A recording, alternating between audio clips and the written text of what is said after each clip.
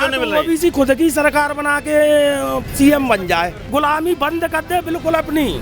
शिवराज दब के काम कर रहे हैं 18 साल से। दब के बिल्कुल। जो 10 साल पहले ना ये हाईटेंशन की लाइन खुला थी, आज ये लेके वादा डली है। अरे डंडा मार दे, कौन जवाबदार होगा इसका?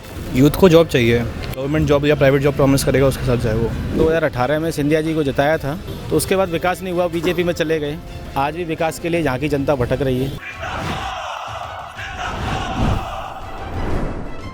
मेरा वोट मेरी आवाज़ की यात्रा प्रद्युम्न सिंह तोमर और सुनील शर्मा के इलाके में पहुंच चुकी है। ये इलाका ग्वालियर का, यानी पुराना ग्वालियर, जहां पर कुछ दूर में ही किला है मेरे पास में ही। और इसके अलावा यहाँ की जो समस्याएं हैं, क्योंकि यहाँ के जो विधायक रहे हैं और मौजूदा जो मंत्री रहे हैं, उन्होंने कई बार ऐसे मौके मिले हैं जब उन्होंने स्वयं जनता के बीच जा कर के नालियाँ साफ़ की हैं और तमाम तरह की चर्चाएं उन्होंने बटोरी। दरअसल वो सिंधिया गुट के भी माने जाते हैं और कांग्रेस छोड़ करके साल 2019-20 में वो पार्टी छोड़ करके बीजेपी में चले गए। अब क्या सिचुएशन है यहाँ पर, उनकी चुनावी हालत कैसी है, यहाँ के मुद्दे क्या हैं, उनको जानते हैं। मतलब क्या मुद्दा है इस ग्वालियर, पुराने ग्वालियर शहर का, और किस मुद्दे को लेकर के यहाँ की जनता वोट करने जा रही है? मुद्दा कुछ नहीं है। मुद्दे तो समय समय पर पूरे भी होते रहते हैं, कुछ मुद्दे बने भी रहते हैं, लेकिन समय पे काम होता रहे, ये बहुत बड़ी बात है कि जो मुद्दा है उसका काम होता रहे। जो अकेले एमपी में नहीं, ग्वालियर में ही नहीं, बल्कि पूरे देश में बीजेपी जिस स्तर पर काम कर रही है वो काफ़ी अच्छा है। जो ऊपर का नेतृत्व है, जैसे माननीय मोदी जी है वो है, और भी ऐसे सिंधिया जी हैं अपने बीजेपी के, तो उस चीज़ को देख के लोग वोट कर रहे हैं। आज की जनता चाहती है विकास, जनता को विकास चाहिए, चाहे वो मोदी जी करें या कोई और करे, उसका विकास। जनता को सड़कें अच्छी हैं, बिजली पानी की समस्या रही है, तो वो वोट देगी उसी पार्टी। आप बताओ भाई साहब, इस बार क्या मुद्दा है इस इलाके का, किस मुद्दे को लेकर के वोट करने जा रही जनता यहाँ की? भैया मुद्दा तो कुछ भी नहीं है, सारी समस्याएं का हल हो गया। हल हो गया है? हाँ जी, अपने को कोई समस्या नहीं है। आपके इलाके में कुछ समस्या हो? नहीं, कोई भी समस्या नहीं है मेरे हिसाब से। मैं सिंधई चावनी रहता हूँ, 15 ग्वालियर का वोटर हूँ। कोई समस्या नहीं इस इलाके में? आपकी समस्या ये हाईटेंशन की लाइन डली थी। हाँ, जो 10 साल पहले ना ये हाईटेंशन की लाइन खुला थी, आज ये लेके वादा डली है। और ये घर मेरे सामने वाला घर है, ठीक है? आइए आप मैं बताऊँ समस्या, यही बताइए। बताइए। और देखो पूरी लाइन खुला है। प्रद्युम्न सिंह तोमर जी से आज से 10 साल पहले बात हुई थी, उनने पिटूंगा। अच्छा, हाँ तो भैया मान ले यार, फांसी की सजा सुना दे, फांसी की सजा सुना दे। मेरे बच्चे छोटे छोटे हैं, एक 4.5 साल का बेटा, 2.5 साल की बेटी है। अरे डंडा मार दे, कौन जवाबदार होगा इसका? बताइए आप। अरे जी बोलो ना। अरे तो ये क्या नेतागिरी है ये जहाँ से लेके कौन का? अरे कौन हम भैया, जब काम करवा दो हमारा यार। तो कराई ना तुम्हारे काम। हाँ तो भैया बोल दिया, हमने बोल दिया, समोसे बोल दिया, आवेदन लिख के दे दो, पूरा मोहल्ले ने बोल दिया यार।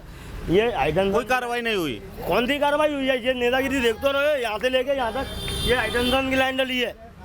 मतलब हम मजदूर आदमी है, मध्यम वर्ग के आदमी है, कोई हम बड़े आदमी तो है नहीं है कि बहुत बड़े आदमी हो। कोई बड़े आदमी होते तो काम हो जाता हमारा। अच्छा, बड़े आदमियों का काम हो जाता है आसानी से? ये हो तो गया यार, ये सामने दिख तो रहा है, यहाँ से लेके यहाँ तक। अच्छा, और क्या ये हाईटेंशन की लाइन हो तो रही है ये पूरा। 4 घरों में हो गई है, आपके यहाँ नहीं हुई? अब आप मेरे देखो, वो खुला है ना, वो दिख रहा है, देखो। अच्छा बोलो। अच्छा, आपके हिसाब से इस इलाके में इनकी तो समस्या है, इन्होंने बता दी कि हाँ इनकी व्यक्तिगत समस्या है। आपके हिसाब से कितना विकास हुआ इलाके में? और हमारे हिसाब से तो हम तो ओबीसी में सबसे जातिवाद चल रहा है सबसे ज़्यादा, चाहे कांग्रेस हो या बीजेपी हो। इतने परसेंट होने के बाद भी ना सीटें मिलती बराबर, ना कुछ नहीं है, ना थाने में, ना कहीं चलावा नहीं है हमारा तो। अच्छा, ओबीसी को ज्यादा वो नहीं मिल रहा, तवज्जो नहीं मिल रही? ओबीसी खुद की सरकार बना के सीएम बन जाए। अरे ओबीसी ही तो सीएम है। कौन सी ओबीसी? वो तो दब के काम कर रहे हैं। शिवराज दब के काम कर रहे हैं 18 साल से। दब के बिल्कुल। कौन दबा रहा है? काहे सब दबा रहे हैं, वो तो बीजेपी वाले ही दबा रहे हैं नीचे से। 18 साल से सीएम है, पिछड़े हैं, अब खुद कहते हैं मोदी जी खुद पिछड़े। अब भगा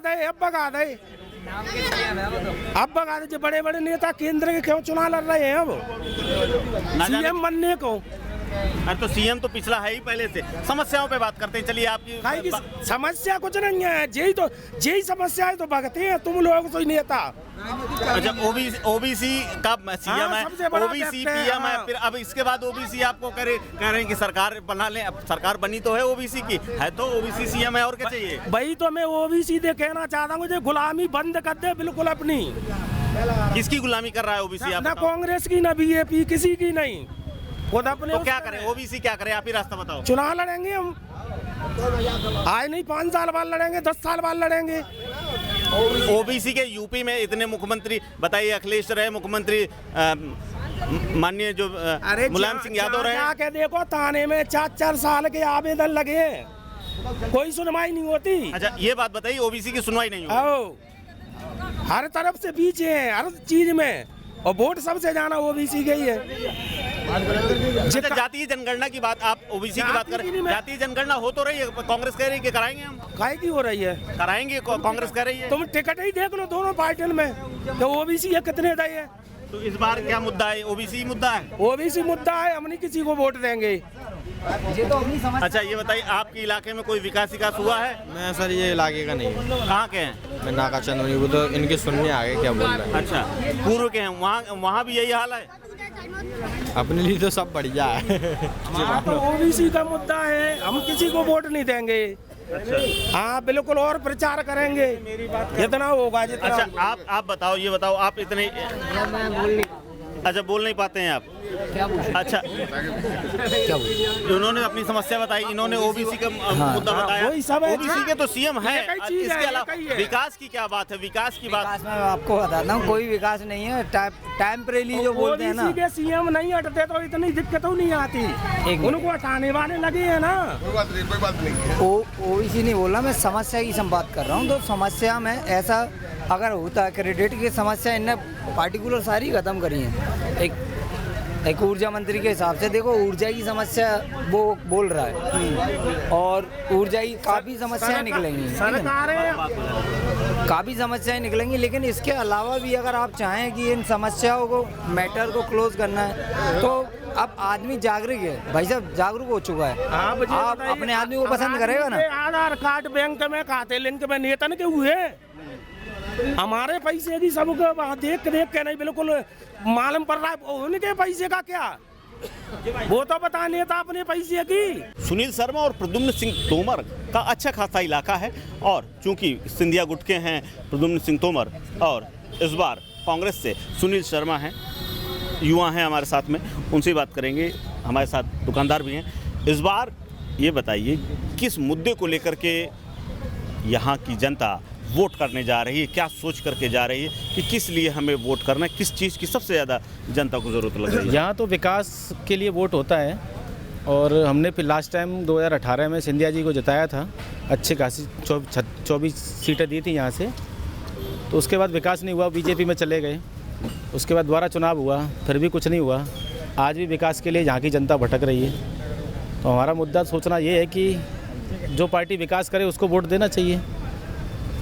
इससे वो 15 महीने की सरकार थी कमलनाथ जी की, वो ठीक थी, थोड़ा बहुत विकास हुआ था। उसके बाद बीजेपी की सरकार बनी, कोई विकास नहीं हुआ तब से लेकर अब तक। अच्छा, आपने सिंधिया जी का जिक्र किया, सिंधिया जी का ऊपर आप किला के नीचे ही आपकी दुकान है, जो पहले वो विपक्ष में माने जाते थे क्योंकि कांग्रेस में थे, बीजेपी में चले गए, उसके बाद भी विकास नहीं हुआ। ये बात थोड़ी सी समझ में नहीं आई, इसको थोड़ा सा विस्तार से बताइए। मैं आपको बताता हूँ क्या है। सिंधिया जी ने विकास के लिए यहाँ पर वोट मांगा था सब लोगों से, पर वोट सिंधिया जी को दिया गया। जितने भी उनके कैंडिडेट थे सबको वोट दिया गया, चुनाव भी जिताया। उसके बाद कांग्रेस की सरकार भी बनी, तो बहुत मेहनत करी उन्होंने, पर यहाँ का विकास नहीं करा पाए। फिर उन्होंने कहा कि हम बीजेपी में जाके विकास कराएंगे, उसके बाद भी विकास नहीं हुआ। तो ग्वालियर तो विकास के लिए अधूरा है। और यहाँ तो भी अगर यहाँ का देखा जाए ना, तो दोनों कैंडिडेट की टक्कर है, बीजेपी और कांग्रेस की।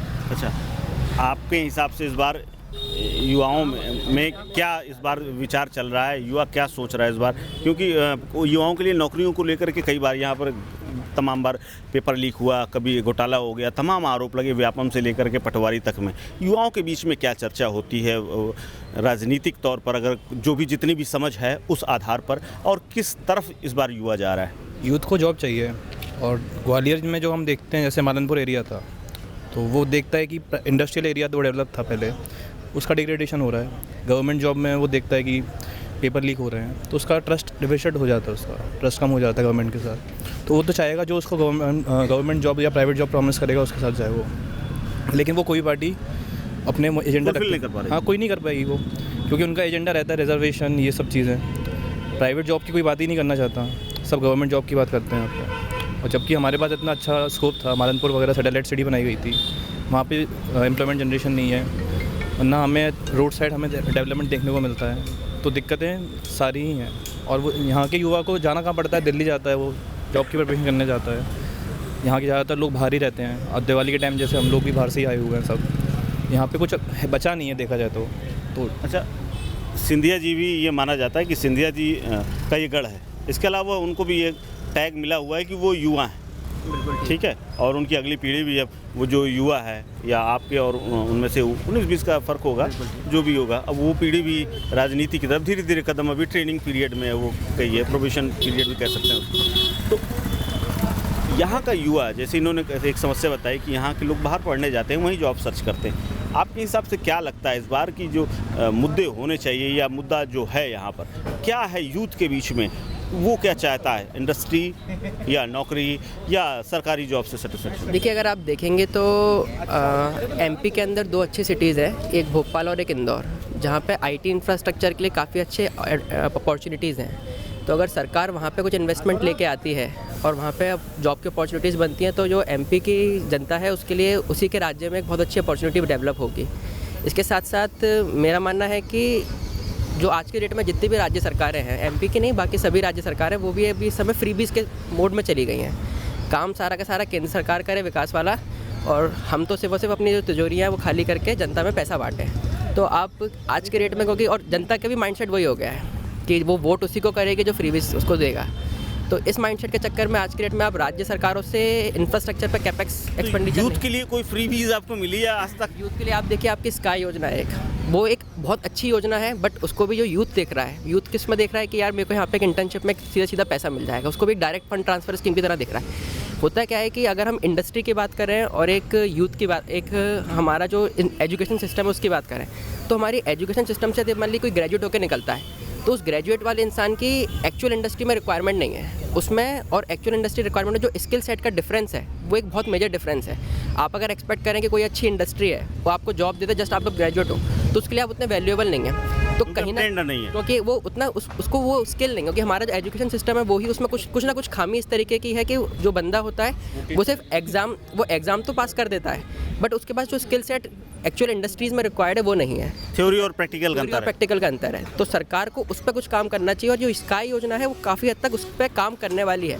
बट फिर भी जो उसको, ऐसे आप देखें, आप उसको प्रोजेक्ट कैसे किया जा रहा है कि 10,000 रुपये आपको स्टिपेंड मिलेगा, जबकि वो एक जो आपका गैप था, जो आपका स्किल सेट का गैप था, उसको फुलफ़िल करने के लिए है। तो अगर इस तरह की कुछ योजनाएं आती हैं तो शायद से जो यूथ है उसका काम चले। और कुछ आप बताइए, आपके हिसाब से इस बार का मुद्दा युवाओं के बीच में जो है, उस आधार पर कौन आपके सांचे पर सेट हो रहा है? मौजूदा सरकार ने कुछ उसमें काम किया है, या नई सरकार जो आप अगर जो भी बने तो उससे क्या उम्मीदें कर सकते हैं आप, और किस तरफ आप लोगों का रुझान है? सर, कोई साइड तो मैं नहीं ले पाऊँगा इधर कि कोई भी पार्टी की साइड, लेकिन मतलब मैं अपील करूंगा यूथ से कि एक इन्फॉर्म डिसीजन बनाएं, प्रॉपर ये वाली सरकार की पॉलिसीज़ पढ़ें, 15 महीने की उनकी सरकार को पढ़ें जो कांग्रेस की भी रही थी, और अपना खुद का एक मूल्यांकन करके, ना कि ऐसे मुद्दों पे जिसमें वो जाति धर्म पे वोट मांगते हैं वो ना दें, और एक इन्फॉर्म डिसीजन बनाएं इन मुद्दों पे जिसमें एम्प्लॉयमेंट हो गया, डेवलपमेंट हो गया, और इवन जो उनकी पॉलिसीज़ रही हैं सारे गरीबों के लिए, उसको मिला के वो एक अच्छा इन्फॉर्म डिसीजन बनाए यूथ। सर, अच्छा, आप क्या कहना चाहोगे? आपके दोस्तों ने कई अच्छी बातें की, अच्छा डिसीजन, आपके हिसाब से क्या लग रहा है, क्या होना चाहिए?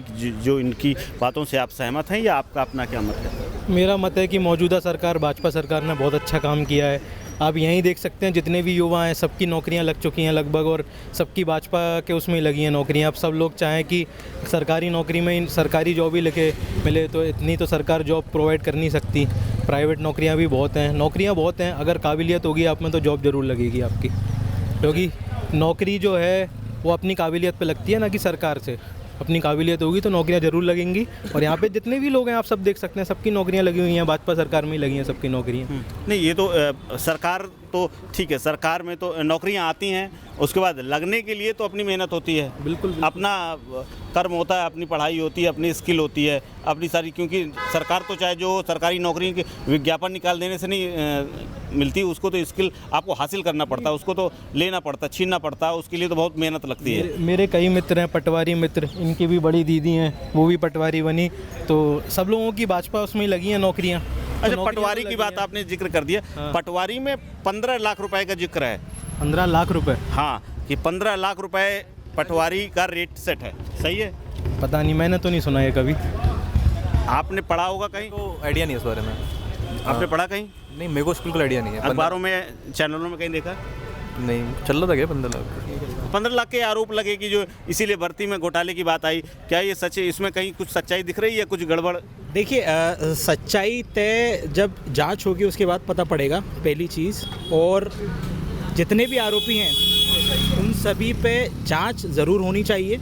अगर इस तरह का घोटाला या इस तरह की तथ्य अगर सामने आए हैं तो जांच ज़रूर होनी चाहिए। बाकी जैसे मेरे मित्र ने बताया कि सभी की नौकरियां लगी हैं, सभी खुद ही अपनी योग्यता से नौकरी हासिल करते हैं, लेकिन सरकार का काम होता है डायरेक्शन देना।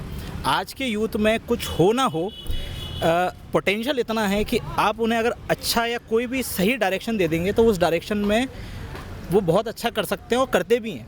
इंडिया इसलिए आगे बढ़ रहा है क्योंकि यूथ को डायरेक्शन मिल रहा है, और जितना अच्छा डायरेक्शन मिलेगा उतना वो आगे बढ़ेंगे। ये बहुत सारा सकारात्मक बात है, बहुत पॉजिटिविटी वाली बात है। अच्छा, ये बताइए कि पटवारी घोटाले वाली जो बात निकल करके आ रही है, क्योंकि ये बड़ा मुद्दा रहा है और इसी सिलेक्शन में भी है, क्या इसमें कहीं कुछ लग रहा है आपको? कहीं कुछ आपका क्या इंट्यूशन कहता है? सर मतलब मेरे को तो लगता है मेरे एलिगेशंस हैं अभी, और जब तक कुछ प्रूव नहीं हो सकता तो मतलब हम लोग उस पर क्या ही डिसीजन दें। प्रॉपर इन्वेस्टिगेशन, क्योंकि बहुत बड़ा एक ग्रुप है यूथ का जो इससे बहुत निराश हुआ है, बहुत मेहनत की थी, बहुत से लोगों ने बहुत दूर दूर पेपर दिए थे। जो प्रिपेयर करते हैं ना लोग, तो उनको है ना, जिसका रिजल्ट पॉजिटिव नहीं आया तो वो तो एंगेज करेगा ना, मतलब वो सोचेगा कि यार हो सकता है कि किसी ने सीटें खरीदी हों। तो जब तक ये इन्वेस्टिगेशन नहीं होगी और एकदम जब तथ्य सामने नहीं आएगा तो सबको ये लगेगा कि यार हो सकता है कि हाँ मेरा रिजल्ट तो मैंने अच्छा काम किया लेकिन किसी ने सीट खरीद ली है। अच्छा, आपके हिसाब से क्या है? इसमें मेरा ये है कि सरकार को इसमें प्रोएक्टिव होकर डिसीजन लेना चाहिए। उनको जिसकी सीट पे एक्चुअली उन्होंने क्या किया कि अभी सबका ही रिजल्ट रोक दिया है, तो उससे सभी में बहुत ज़्यादा आक्रोश है। उन्हें जिसके में भी डाउटफुल है उस पोर्शन का वो रिजल्ट रोकें, बाकियों का एटलीस्ट रिजल्ट रिलीज़ करेंगे तो उससे उनके ऊपर भी प्रेशर कम होगा। और जो फिर अभी इस समय जो जांच चल रही है, वो मेरा मानना है कि अभी थोड़ा प्रेशराइज जांच चल रही होगी, फिर वो थोड़ी ज़्यादा निष्पक्ष होकर जांच हो पाएगी। ये है यूथ का, ये इलाका तो प्रद्युम्न सिंह तोमर का है और सिंधिया जी का है, लेकिन यहाँ पर यूथ का तो स्पष्ट कहना है कि जो भी मामला पटवारियों को लेकर के जो भी हुआ है उसको लेकर के जांच होनी चाहिए, और जो पर्टिकुलर सेक्शन जहाँ पर कुछ डाउट है, जहाँ पर कुछ संशय है, जहाँ पर कुछ शंका है, उसको रिजल्ट रोक करके बाकी सबको एक बार फिर से नौकरियां बहाल कर देनी चाहिए। लेकिन इस वक्त चूंकि आचार संहिता लगी हुई है, तो जो भी नई गवर्नमेंट बनेगी, जिसकी भी बनेगी, वो ही अब इस पर फैसला करेगी। फिलहाल ग्वालियर से कैमरा पर्सन फुरकान के साथ कुलदीप द्विवेदी, वन इंडिया हिंदी।